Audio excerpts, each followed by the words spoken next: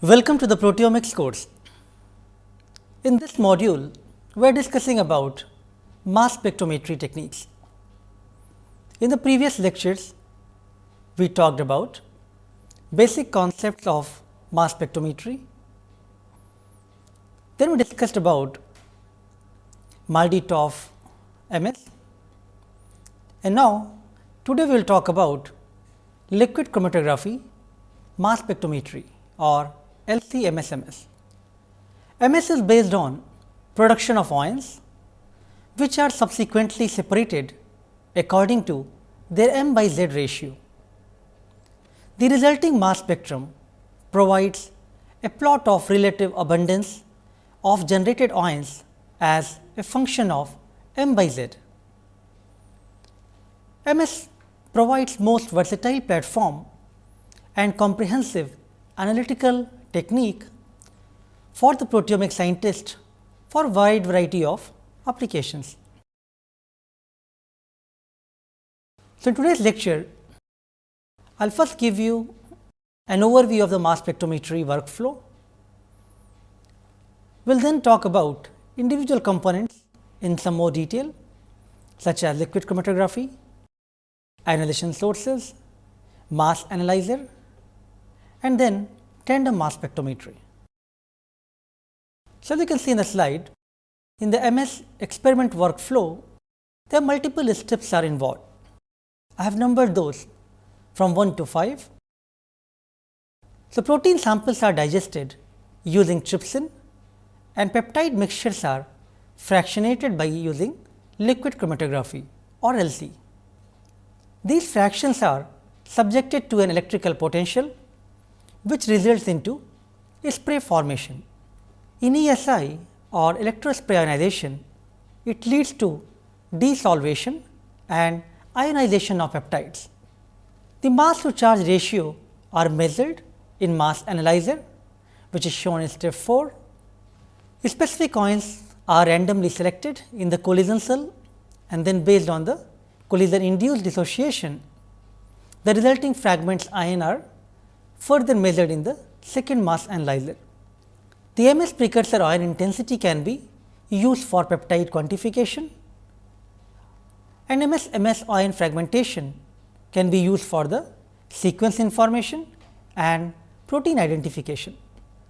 So, in this workflow, all these steps are equally important, starting from the first step, the tryptic digestion, second, pre-fractionation strategies using liquid chromatography, then ionization sources, mass analyzer, and then spectrum generation MS or MS.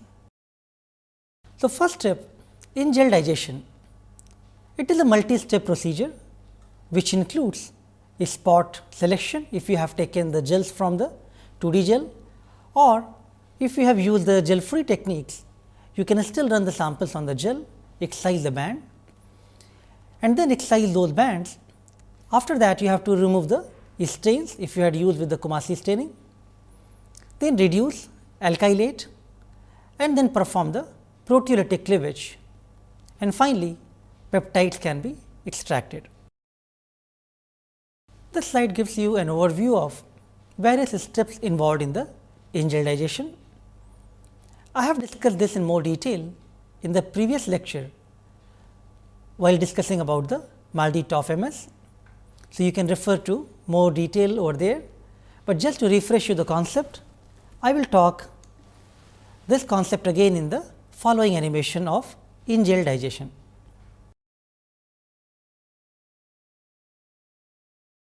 Electrophoretic separation of a protein mixture results in distinct protein bands. These proteins can be used for analytical purposes by carrying out in-gel digestion. Entire gel is fragmented into small pieces and each piece is dissolved in a suitable buffer.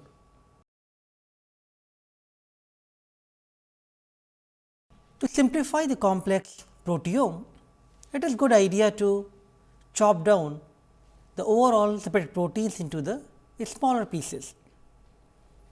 The protein solution is treated with a reducing agent like dithiothiotol DTT, which cleaves the disulfide bond in the protein. This is followed by treatment with iodoostamide or IAA, which alkylates the sulfhydryl group and thereby prevents the reformation of disulfide bonds. After cleavage of the disulfide bonds, the protein is treated with a proteolytic enzyme. The most commonly used enzymes include trypsin. Trypsin cleaves the protein at specific residues, arginine and lysine, and generates smaller peptide fragments. This tryptic digest is used for further purification and analysis.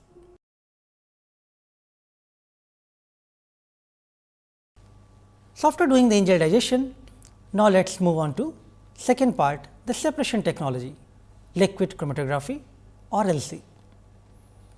So, chromatography in general is a physical separation method in which components for separation are selectively distributed in two immiscible phases, a mobile phase flowing through the stationary phase. Now, depending upon the mobile phase, the technique is termed as either liquid chromatography or gas chromatography, etc. So, what is liquid chromatography? The peptide mixtures can be fractionated in line with the instrument prior to the introduction into mass spectrometer. That is, I think, one of the advantage for doing the proteomic applications. So, in LC, it can separate mixtures or components on the basis of differences in the affinity for stationary and mobile phase. Liquid chromatography is also useful for removing the undesirable impurities. It also increases reproducibility in the samples as well as robustness of the MS measurement. LC along with further enrichment can help into the concentration of the diluted samples. It also helps in increased sensitivity, detection of low level proteins, and further it can separate peptide mixtures. So, there are various types of chromatography one can use for different applications.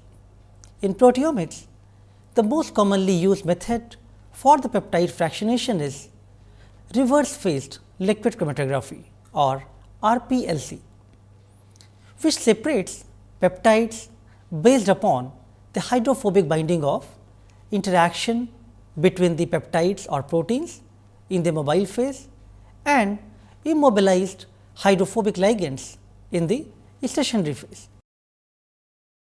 By utilizing this hydrophobicity, one can separate the peptides.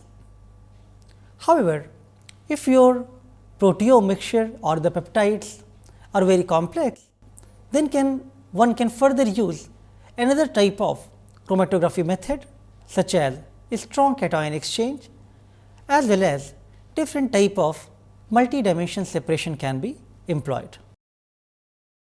In this slide, I have shown you the configuration for reverse phase HPLC. As you can see, there are two components in the mobile phase A and B linked with the HPLC pump. A buffer can provide between the range of 0.1% of formic acid to 5% of acetonitrile, and in B 0.1% to 80% of acetonitrile. So, first of all, equilibrate the system in buffer A, then load the peptides and wash those. Then run the gradient of increasing mobile phase B. Now, wash the reverse phase with buffer B and then re-equilibrate in A. In this way, the peptides can be separated, and prior to MS analysis, it can be desalted so that there is no interference of salt. Now, reverse phase is most commonly employed with the electrospray ionization because of its compatibility of reverse phased acidic aqueous and polar mobile with electrospray ionization. As I mentioned, in the proteomics, one can use ESI and liquid chromatography in line. So, directly samples can be pre-fractionated and further analyzed using mass spec. The inline reverse phase HPLC is very useful because it can do the desalting of peptides prior to ionization in ESI. There is no need for doing separate offline desalting and pre-fractionation. It can focus peptides from the dilute samples into the narrow chromatographic bands, and it also enhances the sensitivity. Let us now talk about another separation technique which is also commonly employed in proteomics, which is the strong cation exchange or SCX. So, in SCX resin, the silica based cation exchange used in the stationary phase. The sulfonic acid cation based exchange ligands are used. These ligands are covalently bound to the polymeric coated silica. Now, as I have shown in the slide, there are two important phenomena here. One is retention, other is elution. In retention, that is based on the electrostatic attraction between the negatively charged sulfonic acid and positively charged peptides. The elution can be performed by an exchange of peptides for cation of mobile phase additive, the ammonium ions, and this is a reaction to the high concentration of cations. Now, HPLC can be microcapillary, it can be nano LC, or it can also be different type of chip based chromatography separation. Now, for proteomics, various type of microcapillary, nano LC and different type of chip technologies are currently used. In the microcapillary HPLC, the low flow rate, which is less than 1 microliter per minute, is more sensitive as compared to the standard reverse phased HPLC, which is around 50 microliters per minute. The microcapillary HPLC is required for the analysis of low femtomole amount of the peptides. One can prepare the microcapillary HPLCs by using fused silica capillaries and then pack that with the reverse phased packing material. For pre-fractionation, multi-dimension separations are used. The different type of principles are involved for separating these peptides. One can use size exclusion chromatography, which separates based on the molecular weight or the size, ion exchange chromatography based on the charge, capillary electrophoresis based on charge, reverse phased based on the hydrophobicity, affinity chromatography, which is based on the biological interactions. Now, multidimensional approaches can be coupled with the mass spectrometry. So, one can use various type of liquid chromatography methods in tandem and then do the multidimensional separation. Different type of approaches have been tried. For example, size exclusion chromatography followed by reverse phase chromatography, but it has resulted into the poor resolution of peptides in size exclusion chromatography. So, that is not very widely used. Other approaches include reverse phase chromatography followed by the capillary electrophoresis or size exclusion chromatography followed by the capillary electrophoresis. Due to the limited loading capacity and low loading volume of the capillary electrophoresis, again it is not very popular. The affinity chromatography based separations such as IMAC or Avidin followed by the reverse phased chromatography, those are commonly used, and a strong cation exchange followed by the reverse phased is most commonly used. So, this slide gives you an overview of various type of methods liquid chromatography separation which can be employed prior to injection into the ionization source. As I mentioned, the strong cation exchange as well as reverse phase chromatography together can be employed for various proteomic application which have been demonstrated in the multidimensional protein identification technology or MUDPIT. In this technique, the strong cation exchange separates by the charge, which provides low resolution fractionation in the beginning, and then reverse phase C18 column, which separates peptide based on the hydrophobicity, and it provides high resolution gradient. Let me describe some of the concepts involved in the liquid chromatography in following animation. I will also discuss MUDPIT and some of the chip based approaches which are integrated for proteomic application with the liquid chromatography. So, let us discuss these concepts in following animation.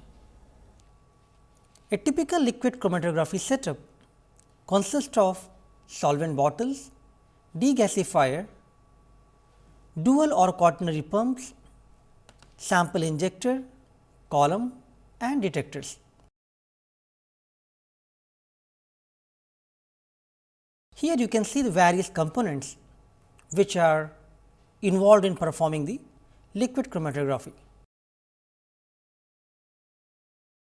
Different solvents can be placed in the solvent bottles depending upon the purification requirements. These solvents are mixed in the desired ratio and pumped into the column during elution after removal of any trapped air inside by means of the degasifier. The sample injector system may be automatic or manual. The automatic sample uses a syringe to inject the sample, which is placed in a vial directly into the column. Once the sample is injected, mobile phase flows into the column through the pump. The column consists of a stationary matrix that preferentially binds certain analytes. The outlet from the column enters the flow cell where it can be detected.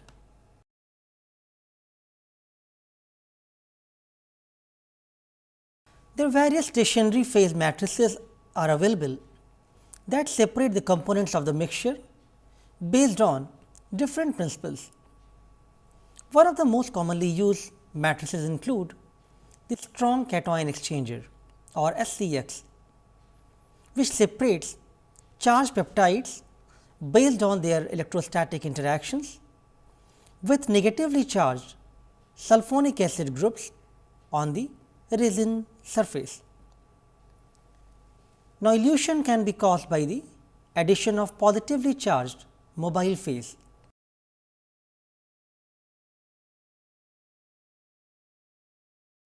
The reverse phase chromatography is another commonly used tool, which uses a hydrophobic matrix consisting of long aliphatic carbon chains. These resin analytes separate on the basis of hydrophobic interactions and can be eluted by changing the polarity of the solvent.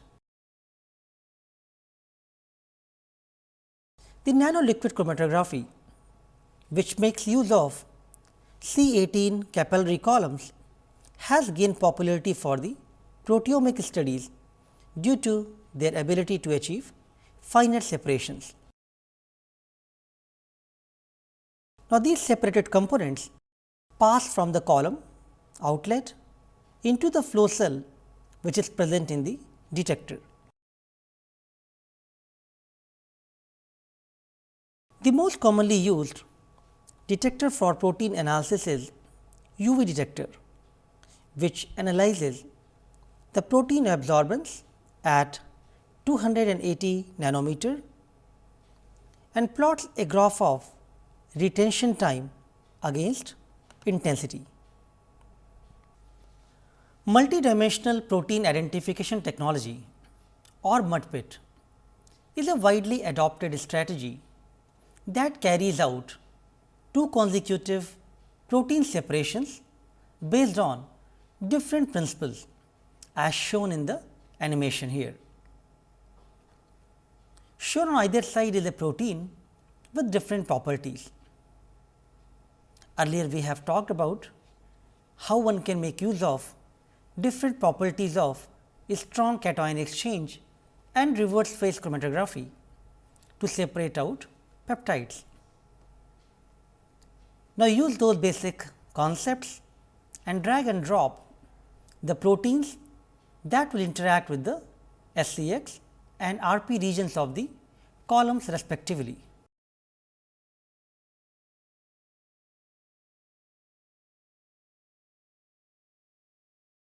So, your answer is correct.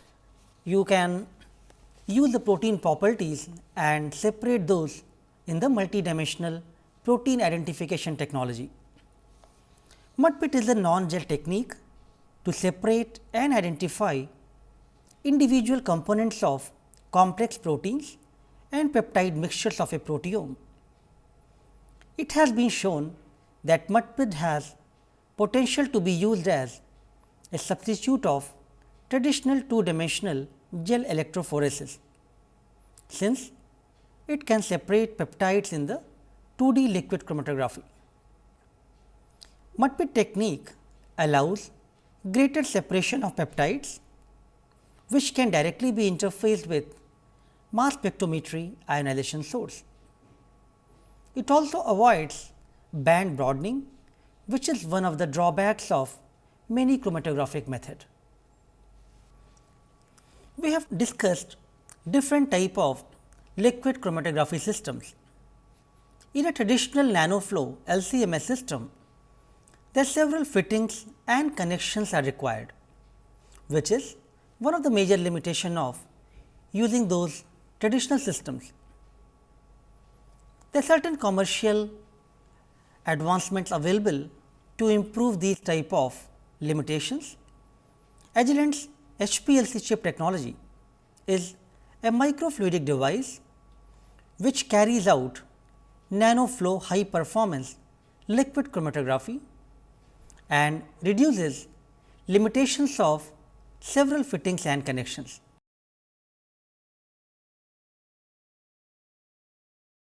The microfluidic device contains circuits of tiny closed channels and wells which are etched onto a glass or plastic microchip.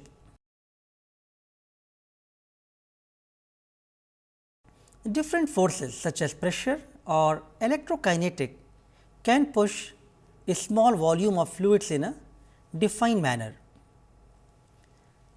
This technology integrates functional components onto a reusable biocompatible chip, which integrates sample enrichment and analytical nanocolumns, nanospray emitter, fittings and connection capillaries on a reusable biocompatible polymer chip.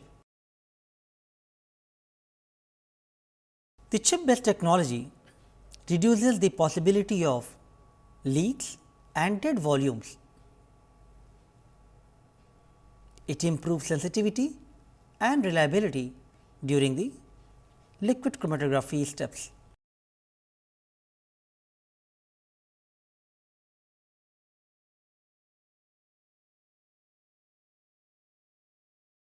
By making the integrated system, it avoids several pitfalls which are associated with separate tubings and fittings. Another important component of this technology is the HPLC chip MS interface. A chip is inserted into the interface which mounts on a mass spectrometer. So, this design configuration ensures that the electrospray tip is in the optimal position for mass analysis when the chip is inserted in the mass spectrometer. So, compared to the conventional nanospray techniques, this technology can achieve maximum sensitivity with minimum sample size by integrating sample preparation, separation and electrospray trip on the single chip technology. So far we have talked about trypsinization or doing the peptide cleavage. Then we talked about pre-fractionation strategies, liquid chromatography. Now, these samples are ready to be injected into the ionization sources. Now, in the previous lecture, when we talked about basic concepts and an overview of the different type of procedures involved, I gave you a list of various type of ionization techniques available. We also discussed that soft ionization techniques are required for the proteomic applications. So, soft ionization techniques such as electrospray ionization (ESI) and matrix assisted laser desorption ionization or MALDI, these were introduced in the late 80s and now they have overcome the problem of hard ionization and now these are widely adopted for the proteomic applications. So, we will focus more on to the ESI and MALDI. Since we discussed MALDI in more detail in the previous lecture, I will focus more on the ESI or electrospray ionization in today's lecture. So, ESI, it requires sample of interest to be in solution and that is why we mentioned that we can use the inline separation along with the liquid chromatography. To ionize the samples, high voltage is applied to high conductively coated needle. So, this voltage results into the sample becoming charged either positive or negative. The positive ions are primarily used for the analysis of proteins. The distinguishing features of electrospray ionization includes its ability to produce multiple charged ions. The number of charges that can be accepted by a particular molecule depends on its basicity and its size. Now, here you can get an overview of the process involved in the electrospray ionization. The small droplet of solutions are generated by the Taylor cone, which contains the peptide analyte. Protons from the acidic solution provides droplets the positive charge, so that it can move from the needle to the negatively charged instrument. In ESI, the desolvation of ions occur at the atmospheric pressure and mass analyzer is maintained at a lower pressure. So, that ions can be drawn into the MS based on the pressure differential. During movement, the evaporation reduces the size of droplets and then it splits into the small charged droplets. Ions when enter inside the mass spectrometer, the droplets are dried using a vacuum of the inert gas, which results into a gas phase ion acceleration through analyzer towards the detector. You can see this process with much clarity here in this slide. The top panel is showing the Taylor cone generation and the center it is shown that production of multiple charged ions. Usually it is coupled to the MS via real time liquid separation. After discussing three important components, now let us move on to the fourth part, the mass analyzers. There are different type of mass spectrometers currently available, but for proteomics there are two configurations which are most commonly or most oftenly used. The quadruple time of flight or QTOF based configurations and hybrid linear ion Orbitrap instruments. The TOF configurations separates peptides in time as they reach on the detector. So, the time of flight is measured, whereas the Orbitrap mass analyzers, they measure frequency of peptide ions which are oscillating in the ion trap. Now, different type of resolution and sensitivity can be obtained from each of these configurations. In the previous lecture, I gave you an overview of different type of mass analyzers currently available. Each of those have its own unique properties in mass range, analysis speed, resolution, sensitivity, the ion transmission and dynamic range. The time of flight analyzers use time flight, ion trap, Orbitrap and ion cyclotron resonance.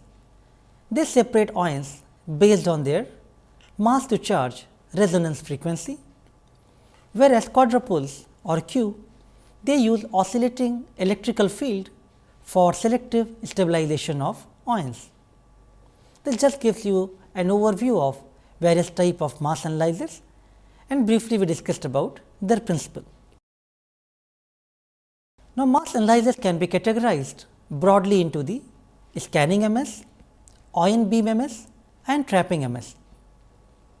Scanning MS is more commonly used with the TOF, which is further coupled with the mild ionization sources. The ion beam MS is commonly used for the quadrupoles, whereas trapping MS for the ion traps, Orbitraps and FTICR. All these can be coupled with the electrospray ionization ESI. Now, some of the important mass analyzers, let us discuss a little more detail. First, talk about time of flight, which is one of the simplest mass analyzer currently used in combination with the MALDI. The TOF has emerged as one of the mainstream technique for the analysis of biomolecules and it is widely used for various applications. In TOF, the ions are accelerated to high kinetic energy and due to their different velocities, they are separated in a flight tube. One can also use the reflectron mirror, so that ions can turn around into a reflector and it can compensate for minor differences in the kinetic energy and provides long separation. Another commonly used mass analyzer is quadrupole. The Q instruments are one of the most widely used type of mass analyzers currently used in proteomics. It consists of 4 matched parallel metal rods and mass separation is accomplished by the stable vibratory motion of ions in a high frequency oscillating electric field that is created by applying direct current and radio frequency potentials to these electrodes. So, as we talked, quadrupole is set of 4 parallel metallic rods with opposite pairs are electrically connected. The different modes one can use for this analysis: RF or radio frequency mode, which allows ions of any m by z ratio to pass through; scanning mode, ions of selected mass by charge can be allowed by the detector. The potential difference applied, an instrument can be used as a mass filter. The neutral loss scan and precursor ion scanning method, they are used for the phosphorylation to distinguish the phosphorylated and non-phosphorylated peptides. Now, triple quads, which is arrangement of quadrupoles, is widely used for the proteomics. In triple quad, the Q1 scans ion streams.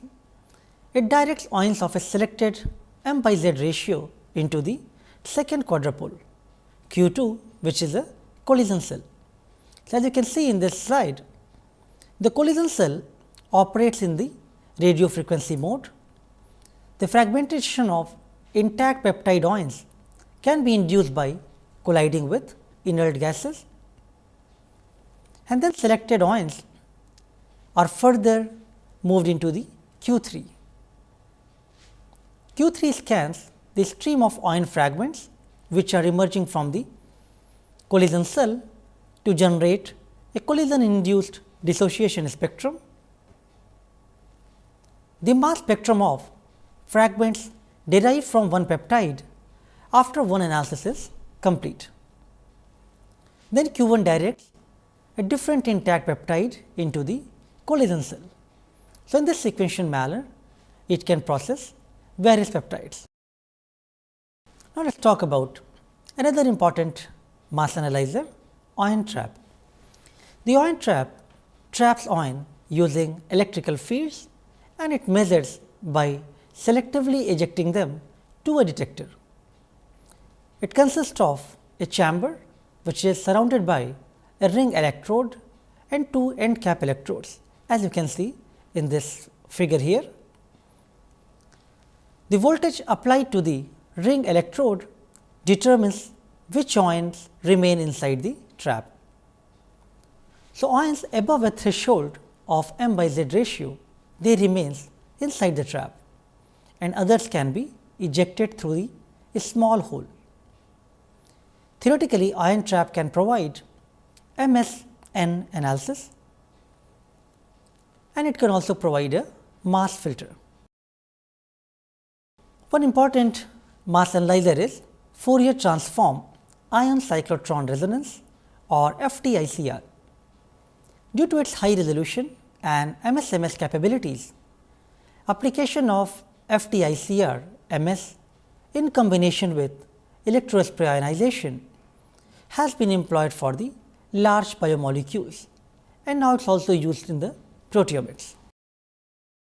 An FTICR MS can be considered as an ion trap system, where ions are trapped in the magnetic field.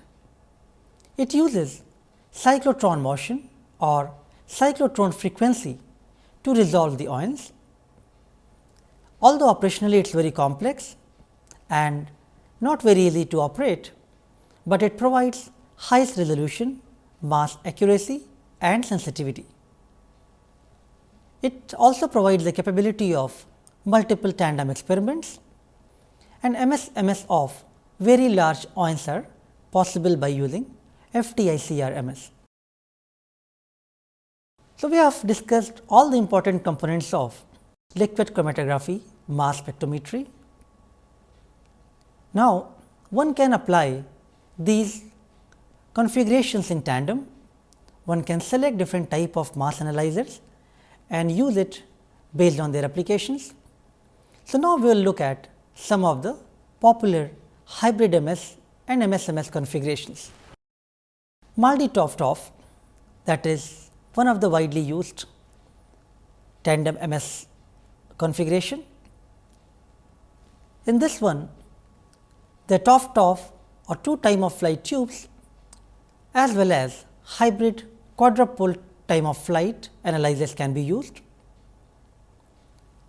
We have discussed the multi-TOF system in some more detail in the previous lecture. So, I will move on to some other configurations, which is QTOF. The QTOF, it combines front part with quadrupole, or it can be triple quad TQ, along with the TOF analyzers to measure the mass of ion. Some of the important concepts involved in ionization, mass analyzers and tandem MS. I will describe those in following animation. Tandem mass spectrometry. Let us first discuss the individual components, the ionization source, mass analyzers, and then how one can make use of various type of ionization sources and mass analyzers in tandem for the mass spectrometry analysis. The ionization source is responsible for converting analyte molecules into gas phase ions in vacuum. This has been made possible by the development of soft ionization techniques like matrix assisted laser desorption ionization (MALDI) and electrospray ionization (ESI). In MALDI, the analyte of interest is mixed with an aromatic matrix and bombarded with short pulses of laser. The laser energy is transferred to the analyte molecules, which undergo rapid sublimation into gas phase ions.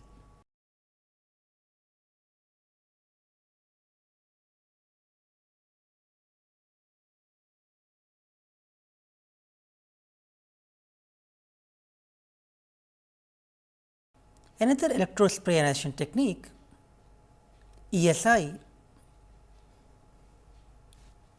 In ESI, the sample is present in the liquid form and ions are created by spraying a dilute solution of the analyte at atmospheric pressure from the tip of a fine metal capillary, which creates a mist of droplets. These ions are then accelerated towards the mass analyzer depending upon their mass to charge ratio.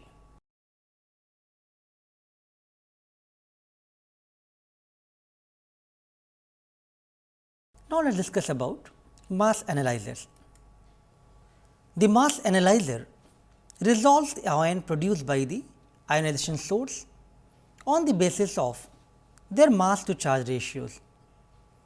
There are various characteristics such as resolving power, accuracy, mass range and speed, which determine the efficiency of these mass analyzers.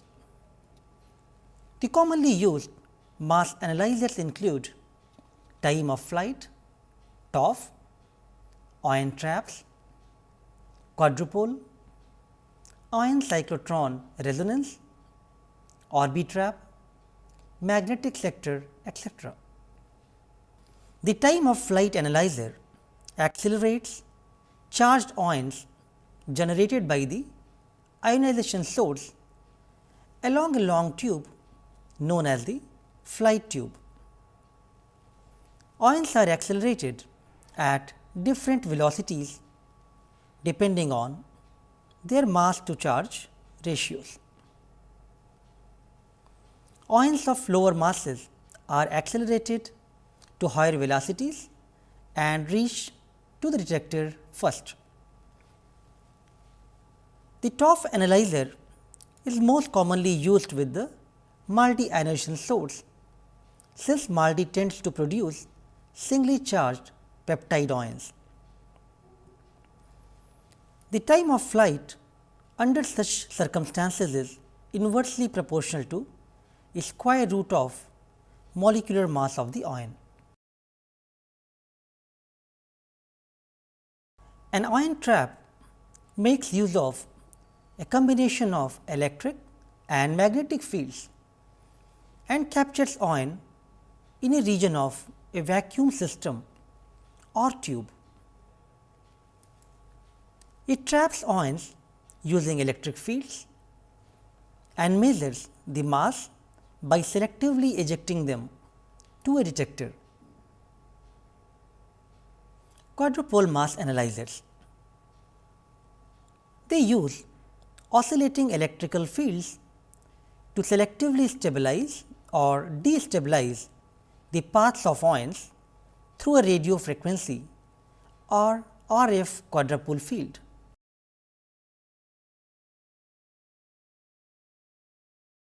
The RF mode allows ions of any m by z ratio to pass through.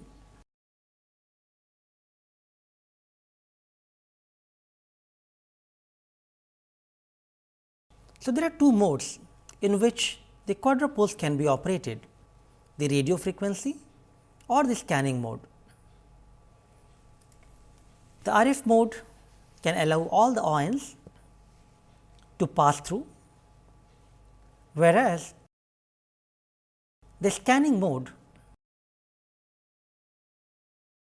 The quadrupole analyzer selects ions of a specific m by z value as defined by the user.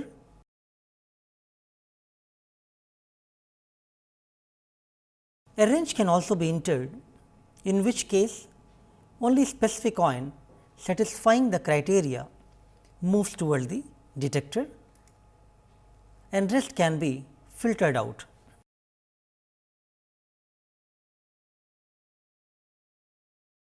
The triple quadrupole consists of two sets of parallel metallic rods interspersed by a collision cell. The first quadrupole scans the ions coming from the ionization source and allows only ions of a particular m by z ratio to pass through.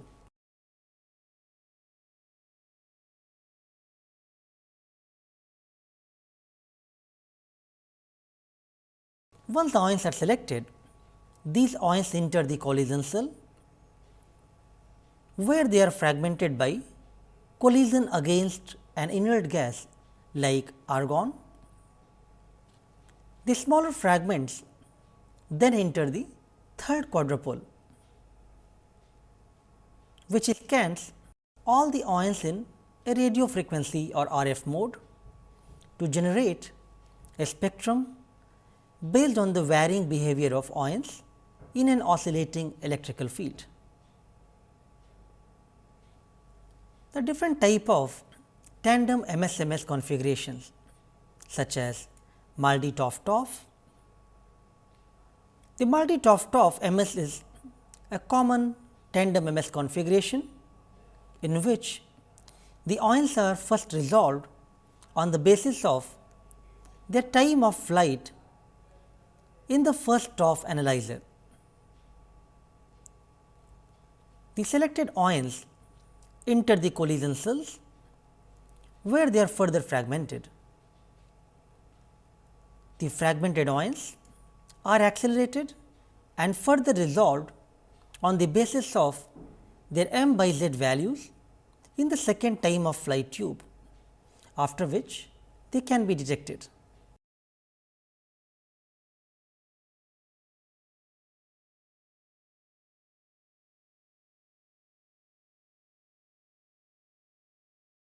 ESI-Q-TOF is another common tandem MS configuration that first selects ions in radio frequency mode.